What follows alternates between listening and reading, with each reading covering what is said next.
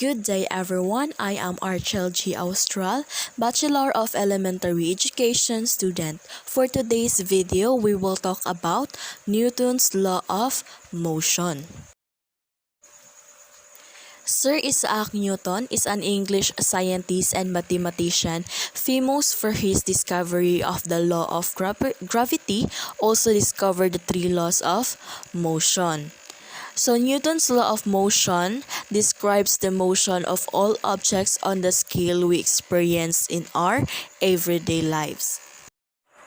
So now let's proceed on Newton's first law of motion, also called as the law of inertia. So an object at rest tends to stay at rest, and an object in motion tends to stay in motion unless acted upon by an unbalanced force. So what does it mean? So basically an object will keep doing what it was doing unless acted on by unbalanced force. If the object was sitting still, it will remain stationary. If it was moving at a constant velocity, it will keep moving. So it takes force to change the motion of an object. So for example,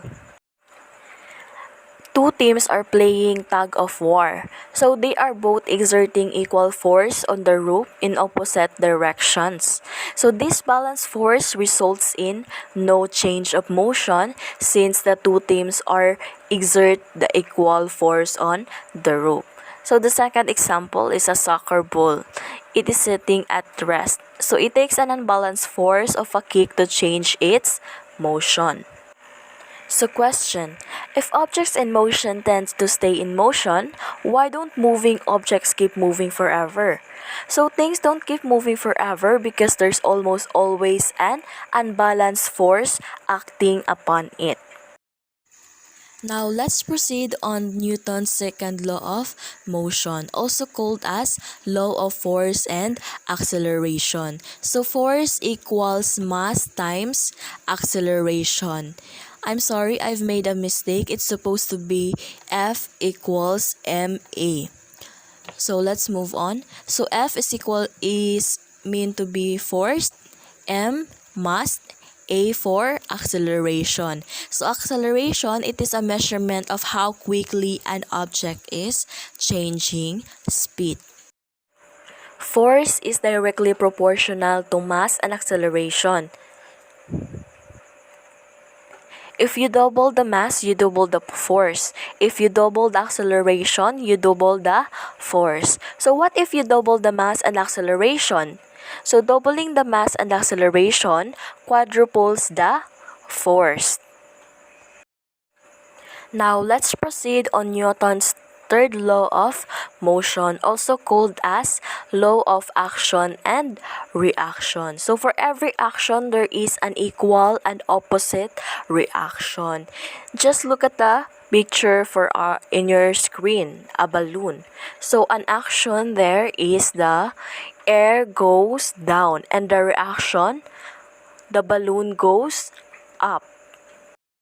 So for every force acting on an object, there is an equal force acting in the opposite direction, just like what you saw to what happened on a balloon. So right now, as you can see in your screen, gravity is pulling you down in your seat. But Newton's third law says your seat is pushing up against you with the equal force. So this is why you are not moving. This is a balanced force acting on you. Gravity pulling down your seat, pushing up. Just like what you saw on the picture. So think about it. What happens if you are standing on a skateboard or a slippery floor and push against a wall? So if you push against a wall, you slide in the opposite direction away from the wall because you push on the wall, but the wall pushed back on you with equal and opposite force. So now let's review first what we've discussed a while ago. So we've discussed the three laws of motion. First, Newton's first law of motion, which is also called as law of inertia. Objects in motion tend to stay in motion. An object at rest tends to stay at rest unless acted upon by an unbalanced force.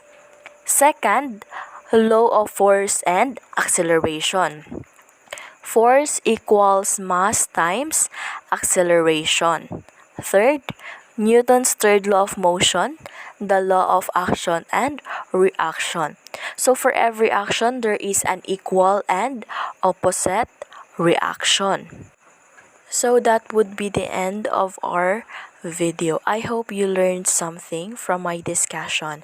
Once again, I am Archel G. Austral, Bachelor of Elementary Education student. Thank you and God bless everyone.